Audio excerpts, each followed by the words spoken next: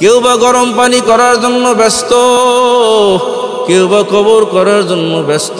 কাপড়ের কাপড় আয়া হাজির হয়ে গেছে, গোসলখানায় নিয়া জনমের মতো গোসল দিয়া 3টা কাপড় দিয়া প্যাঁচ মারিল, মাজায় একটা বান মারলো, পায়ের মধ্যে একটা বান মারলো, মাথার মধ্যে একটা বান মারিয়া একটা সুন্দর প্যাকেট বানায়া ওই জানাজার জায়গা নিয়ে 4টা তাকবীর মারিয়া দিল। 4টা তাকবীর মারিয়া 4টা তাকবীর দিয়া যখন কবরের দিকে রওনা দেয়, পয়গম্বর বিশ্বনবী সাল্লাল্লাহু আলাইহি ওয়াসাল্লাম বলে, বেঈমান নাফরমানের চিৎকার যদি কোনো মানুষ শুনতো, মাটি দেওয়া তো দূরের কথা, ওই খাটিয়া নেওয়া তো দূরের কথা, খাটটাকে ফালায়া দিয়া এমনভাবে জঙ্গলের মধ্যে দৌড় দিত, আর জীবনে সন্তানের খোঁজ খবর নিত না, ব্যবসা বাণিজ্যর খবর নিত না। কিন্তু আওয়াজ তো শোনে না, পশু পাখিগুলো আওয়াজ শুনতেছি। নাফরমান চিল্লার বলে, বাবারে ভাই বন্ধু, আমারে কবরে নিস না, ওটা তো কবর নয়, ওটা 99টা সাপের একটা ঘর হয়ে গেছে। আবার ওই কবরে নিস না, কবরে কামড়ে রাখবে না। আমি কবরে একা কেমনে থাকবো রে, কেমনে থাকবো? অন্ধকার কবরে তুমি যদি বন্ধু না হও, ওই ঘরে তুমি যদি বন্ধু না হও, ওই ঘরে কবর হইল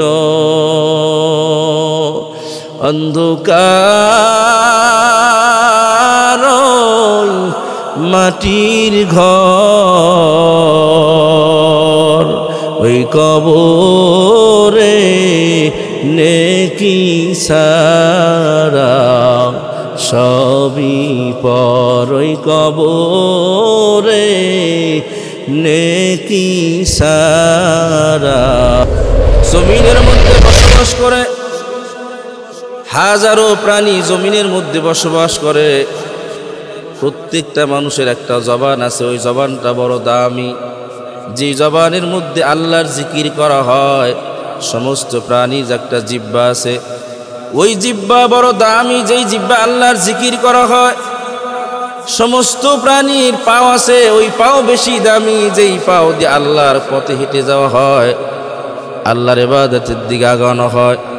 আমার আল্লাহ ডাক দিয়ে বলেন, বান্দা হাজারো নিয়ামত তোমাকে আমি আল্লাহ খাওয়াইলাম, কত নিয়ামত আমি আল্লাহ তোমারে ভোগ করাইলাম, কত নিয়ামত তুমি ভোগ করলা তুমি নিজেও চিন্তা করতে পারবা না।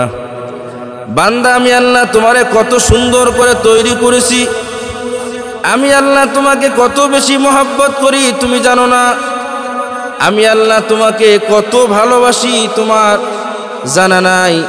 আমি আল্লাহ বান্দাকে এত মহব্বত করি, এত ভালোবাসি। এই বান্দা যদি আমার ভালোবাসার মূল্য দিত, আমি আল্লাহ কলিজা সবচাইতে ঠান্ডা হয়ে যাইত। আমি আল্লাহকে দুনিয়ার কিছু দিয়ে কেনা যায় না। বান্দা দুনিয়ার অর্থ সম্পদ দিয়ে আমি আল্লাহকে কিনতে পারবা না। আমি আল্লাহ খুশি হয়ে যখন বান্দা সিজদার মধ্যে গিয়ে বলে সুবহান রাব্বিয়াল আলা, বান্দা যখন তার জবান দিয়ে সুবহান রাব্বিয়াল আলা বলে ডাক দেয়, আল্লাহ বলেন সমস্ত দুনিয়াটা যদি এক পাল্লায় দেওয়া হয়, সুবহান রাব্বিয়াল আলা যদি এক পাল্লায় দেওয়া হয়, সুবহান রাব্বিয়াল আলার পাল্লা আমি আল্লাহর দরবারে দামি। বাকিয়ামত গর্বাগুয়ামি কুনাদ সদকিয়ামত বাবু জরদিনা তামাম শুকুরে নেয়ামত নেয়ামত আজ জো কুনাদ কুফুর নেয়ামত আজ কাপত বীরু কুনাদ। আমি আল্লাহ বান্দা সিজদার মধ্যে খুশি হই যখন বান্দা সুবহান রাব্বিয়াল আলা বলে।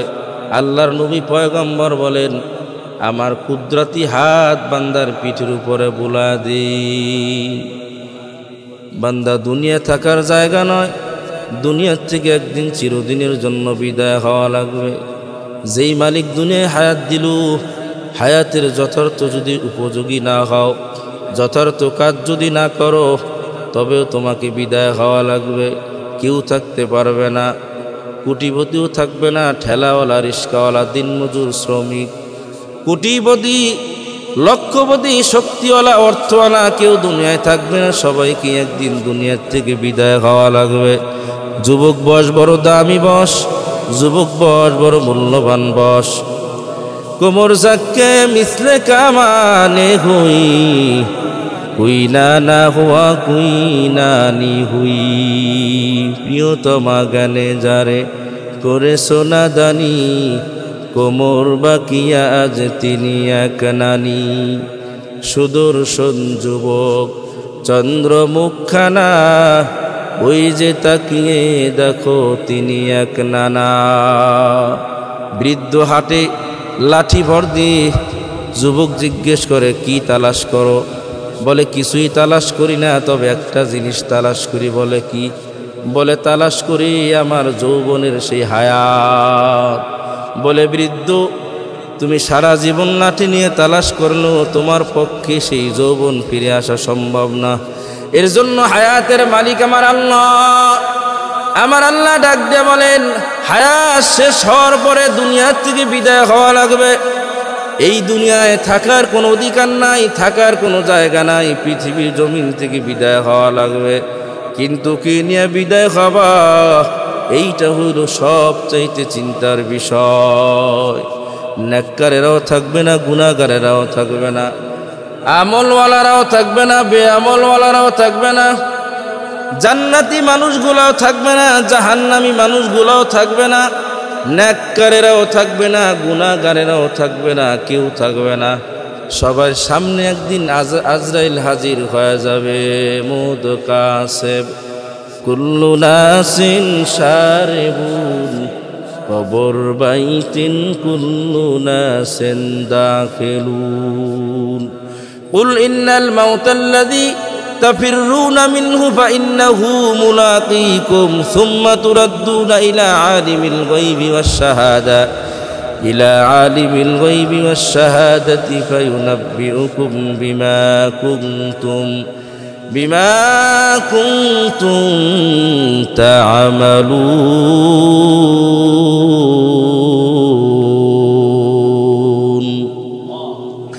মরণ এমন এক ব্যাধি, মরণ এমন এক শরবত, এমন এক জিনিস, এর সাথে মোলাকাত করা লাগবে। মরণ থেকে যতই দূরে পালানোর চেষ্টা করো, কোনো অভাব নাই, কোনো রাস্তা নাই, পলায়ন করার সুযোগ নাই। মরণ এমন একটা জিনিস, একবার যার সামনে আজরাইল করা নাড়াইবে, ওই ব্যক্তির রূহ না নেওয়া পর্যন্ত তার বাড়ির দরওয়াজা থেকে আজরাইল কখনো যাবে না। এজন্য বন্ধু, নেককারেরাও থাকবে না, গুনাহগারেরাও থাকবে না। নেককারের মৃত্যু এত সুন্দর হবে, আমি বলি না, পয়গম্বর বলেন।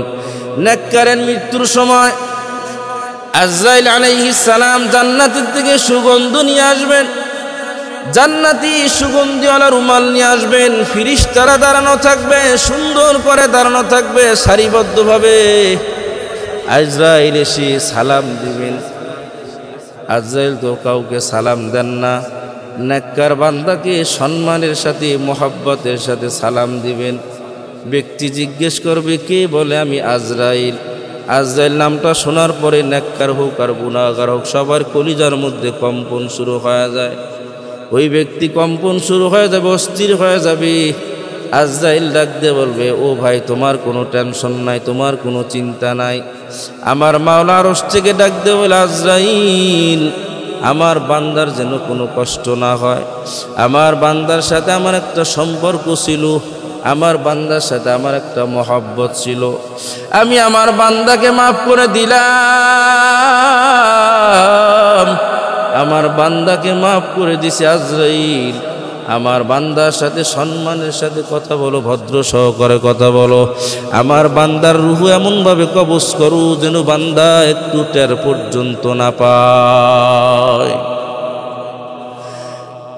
আল্লাহর নির্দেশ মতে আজরাইল আলাইহিস সালাম সালাম দেওয়ার পরে ব্যক্তি ঘাবড়ায় যাবে। আজরাইল বলবে চিন্তার কোনো কারণ নাই, পেরেশানির কোনো কারণ নাই, তুমি আল্লাহর বন্ধু হয়ে গেছো। তোমার শরীরের মধ্যে আমার মাওলার মহব্বতে ভরা, কলিজার মধ্যে নবীর মহব্বতে ভরা। আমার আল্লাহকে যারা মহব্বত করে, ভয় করে, ওই মানুষের জন্য দুনিয়ায় কোনো টেনশন না, আখিরাতের জগতে কোনো টেনশন নাই। আলা ইন্না আউলিয়া আল্লাহি লা খাউফুন আলাইহিম, আলা ইন্না আউলিয়া আল্লাহি লা খাউফুন আলাইহিম ওয়ালা হুম ইয়াহজানুন। আল্লাহর বান্দা যারা হবে, আল্লাহর মুহাব্বতের বান্দা যারা হবে, আল্লাহ বলেন তা যে দুনিয়ায় কোনো টেনশন নাই, আখিরাতের জগতেও টেনশন নাই। আজরাইল আলাইহিস সালাম পয়গম্বর বলেন, আজরাইল এমনভাবে জান কবজ করে নিয়ে যাবে, একটা ছোট্ট বাচ্চা যখন মায়ের কোলে দুধ খায়, দুধ খাইতে খাইতে ঘুমায় পড়ে, মাও জানে না, সন্তানও জানে না। ঠিক নেককার ব্যক্তি জান কবজ করার সময় এমনভাবে কষ্ট কম হবে যেন একটা বাচ্চা দুধ খাইতে খাইতে ঘুমায়া পড়ে। ঠিক তদ্রুপ বিপরীত অবস্থা যখন বেঈমান দুনিয়ার থেকে বিদায় হবে, গুনাহগার নাফরমান বেনমাজি আল্লাহর দুশ্মন যখন দুনিয়ার থেকে বিদায় হবে, আমার আল্লাহ ডাক দিয়ে বলবে, আজরাইল হাজারো নিয়ামত খাওয়াইলাম, বান্দাকে কত সুন্দর হায়াতের নিয়ামত দান করলাম, আমার বান্দাকে কত নিয়ামত দান করলাম। আজরাইল আমার বান্দার সামনে একটু দেখা দে তোর শরীরে কত শক্তি আছে। আজরাইলের মাথা আসমানে জমিনে পাও, এক একটা পশম হবে গোড়ালি দিয়ে আগুনের ঝিলকি বাহির হইতে থাকবে। নাফরমানের দিকে যখন বড় বড় চক্ষু দিয়ে তাকাইতে থাকবে, নাফরমানের কলিজা শুকায় যাবে। পয়গম্বর বলেন, দুনিয়ার সমস্ত পানি যদি নাফরমানের মুখের মধ্যে দেওয়া হয়, নাফরমানের পিপাসার স্বাদ কোনোদিন মিটবে না। নাফরমানের এত বড় পিপাসা, এত বড় শাস্তি, আমার আল্লাহ ডাক বলবো, ওরে ধইরা লইয়ায়, ওরে ধর আজরাইল, ওরে ধর। নাফরমান ডাক বলবে, ভাই আজরাইল একটু সময় দেবানি। আমার আল্লাহ ডাক দে বলে, না না, ওরে হাজার রকমের নিয়ামত আমি খাওয়াইলাম। বলে, কাঁঠাল গাছের মধ্যে কষ, কাঁঠালের গায়ের মধ্যে আমি কষ রেখে দিছি, কিন্তু ভিতরে আমি এত সুন্দর কোয়া রেখছি, যখন বান্দা কাঁঠালটাকে ভেঙে কোয়াগুলা মুখের মধ্যে দেয়, সাথে সাথে জিহ্বায় রসে ভরে যায়। গাছেও কষ, কাঁঠালেও কষ, এই কষের মধ্যে থেকে আমি আল্লাহ এত সুন্দর মধুর রস বাহির করলাম। খা বান্দা খা, তোর কোনো টেনশন নাই, কোনো অসুবিধা নাই। খাইয়া যখন তুমি আমি আল্লাহর শুকুর আদায় করবা, আলহামদুলিল্লাহ বলবা, আমি আল্লাহর কুদরতি কলিজা ঠান্ডা হয়ে যাবি, আমি আল্লাহর কুদরতি কলিজা ভরে যাবে, আমি আল্লাহ তোকে মাফ করে জান্নাতের মেহমান বানায় দেব। আল্লাহ বলেন, বান্দা আজরাইল ওরে ধর, হাজারো নিয়ামত তোরে খাওয়াইলাম। আজরাইল নাফরমান, তোরে আমার মাওলা হায়াত দান করছে, তুই আমার মাওলার হায়াত পাই আমার মাওলার বিরুদ্ধে স্লোগান দিলি, নবীর বিরুদ্ধে স্লোগান দিলি, আমার আল্লাহকে গালি দিলি, আমার আল্লাহর শুকর আদায় করলি না, বেয়াদব। আমার আল্লাহ বলছে তোকে ধইরা নেওয়ার জন্য।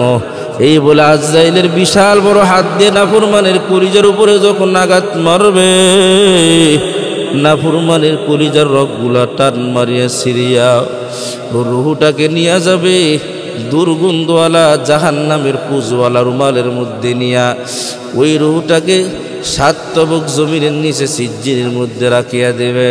ওই নাফরমানের ধরটা পড়িয়া থাকবে, কিন্তু কি অবস্থা, কেউ বা গেল কাপড়ের কাপড় আনার জন্য, কেউ বা গরম পানি করার জন্য ব্যস্ত, কেউ বা কবর করার জন্য ব্যস্ত। কাপড়ের কাপড় আয়া হাজির হয়ে গেছে, গোসলখানায় নিয়া জনমের মতো গোসল দিয়া 3টা কাপড় দিয়া প্যাঁচ মারিল, মাজায় একটা বান মারলো, পায়ের মধ্যে একটা বান মারলো, মাথার মধ্যে একটা বান মারিয়া একটা সুন্দর প্যাকেট বানায়া ওই জানাজার জায়গা নিয়ে 4টা তাকবীর মারিয়া দিল। 4টা তাকবীর মারিয়া 4টা তাকবীর দিয়া যখন কবরের দিকে রওনা দেয়, পয়গম্বর বিশ্বনবী সাল্লাল্লাহু আলাইহি ওয়াসাল্লাম বলে, বেঈমান নাফরমানের চিৎকার যদি কোনো মানুষ শুনতো, মাটি দেওয়া তো দূরের কথা, ওই খাটিয়া নেওয়া তো দূরের কথা, খাটটাকে ফালায়া দিয়া এমনভাবে জঙ্গলের মধ্যে দৌড় দিত, আর জীবনে সন্তানের খোঁজ খবর নিত না, ব্যবসা বাণিজ্যর খবর নিত না। কিন্তু আওয়াজ তো শোনে না, পশু পাখিগুলো আওয়াজ শুনতেছি। নাফরমান চিল্লার বলে, বাবারে ভাই বন্ধু, আমারে কবরে নিস না, ওটা তো কবর নয়, ওটা 99টা সাপের একটা ঘর হয়ে গেছে। আবার ওই কবরে নিস না, কবরে কামড়ায় রাখবে না, আমি কবরে একা কেমনে থাকবো রে, কেমনে থাকবো, অন্ধকার ওই কবরে তুমি যদি বন্ধু না হও, ওই ঘরে তুমি যদি বন্ধু না হও, ওই ঘরে কবর হইল অন্ধকার মাটির ঘর, ওই কবরে নেকি সারা সবই পর, ওই কবরে নেকি সারা সবই পর। সাপে কাটবে গুর্জ মারবে,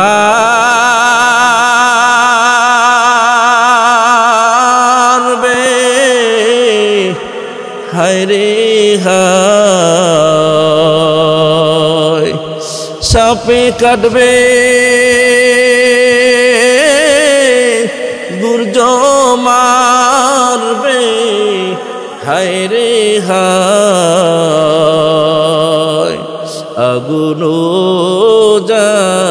জ্বালাইয়া দিবে কলি যায়, আগুন জ্বালাইয়া দিবে কলি যায়। হেলায় হেলায় কাটাইলাম জিন্দেগি, সময় মতো না করিলাম বন্দেগি, সময় মতো না করিলাম বন্দেগি। কবরের এক পাশে রাখিয়া দুইজন নামিয়া যাবে, লাশ মনে করবে আমার সাথে দুইজন চলে যাবে, কিন্তু কেউ যাবে না, দুইজন লাফ মারি উঠিয়া যাবে। লাফ মারি উঠিয়া গেলে এখন একা, আস্তে আস্তে সবাই মিলে বাঁশ দিতেছে, আস্তে আস্তে কবরটা অন্ধকার আর অন্ধকার। এবার কলা পাতা দিতেছে, আরো অন্ধকার হয়ে গেছে, এখনো ফাঁকা ফাঁকা ছিদ্র দেখা যায়। একজন আর একজনকে বলে, এবার পাড়ায়া পাড়ায়া মাটি দাও, এমন পাড়ায়া মাটি দাও যেন এক চুল পরিমাণ ছিদ্র কবরের মধ্যে না থাকি। এমন পাড়ায়া মাটি দিল, মাটি দিয়া সবাই চলিয়া গেল। হঠাৎ করে তাকায় দেখে ডান দিকে মাটি, বাম দিকে মাটি, নিচে মাটি, উপরে মাটি, চতুর্দিকে মাটি, মাটি আর মাটি। এই কবর বড় ভয়ঙ্কর।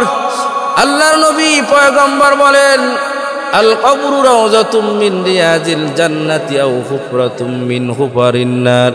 কবরটা কারো জন্য জান্নাতের বাগান হবে, কবরটা কারো জন্য জাহান্নামের গাড়া হবে। নেক মানুষের জন্য, ভালো মানুষের জন্য, আল্লাহওয়ালা মানুষের জন্য কবরটা জান্নাতের বাগান হবে।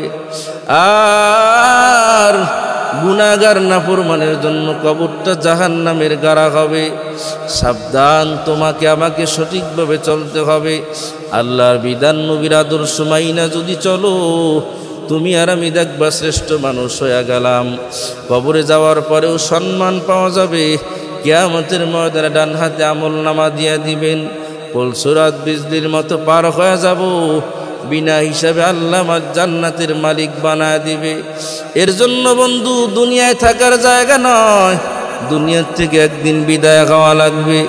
কিন্তু কি নিয়ে বিদায় নেবে এটা সবচাইতে চিন্তার বিষয়। কি নিয়ে মাওলার কবর রওনা দিলাম, আমার মাওলা তো অবশ্যই জিজ্ঞেস করবে, বান্দা কি আমল নিয়ে আসছো, কি নিয়ে আমার দরবারে আসছো। আমি বান্দা যদি মাওলার দরবারে দাঁড়ায় দাঁড়ায় হিসাব দিতে পারি, আমার আল্লাহ বলবে, আর বান্দা তোমার কোনো টেনশন নাই, কোনো চিন্তা নাই। ফিরিস্তা আমার বান্দারে জান্নাতের দরওয়াজা খুলে দাও, আমার বান্দা জান্নাতের মেহমান হয়ে গেছে। আমার বান্দাকে আমি বড় সম্মান করতাম, বড় মহব্বত করতাম, বড় ভালোবাসতাম। এরকম দুনিয়ার মধ্যে হাজারো মানুষ আছে যাদের কবরের মধ্যে লাশ তাজা পাওয়া গেছে, বোঝা গেল মানুষগুলা নেককার মানুষ। এমনও দুনিয়ার মধ্যে হাজারো সংবাদ পাওয়া যায় যাদের কবরের মধ্যে আগুন দেখা গেছে, বোঝা গেল বদকার মানুষ। সুলতান মাহমুদ গজনবী রহমাতুল্লাহ আলাইহি ভারতবর্ষের একজন বাদশা ছিলেন। এই সুলতান মাহমুদ গজনবী রহমাতুল্লাহ যেমন বাদশা ছিলেন, তেমন আল্লাহওয়ালা ছিলেন।